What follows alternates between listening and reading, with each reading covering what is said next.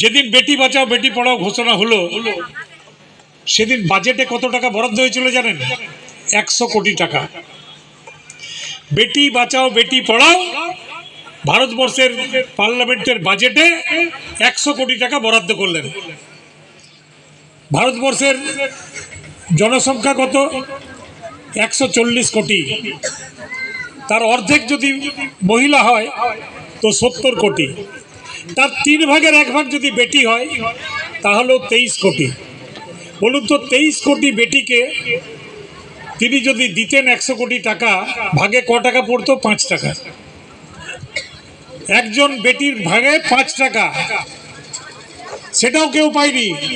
কারণ 100 কোটির মধ্যে 90 কোটি টাকা তিনি অ্যাডভার্টাইজমেন্টে খরচা করেছেন, টিভিতে এবং পেপারে। 1 টাকাও কোনো বেটি পায়নি, একটা কোনো বেটি বাঁচেনি, একটা কোনো বেটিকে তিনি বাঁচাতে পারেননি।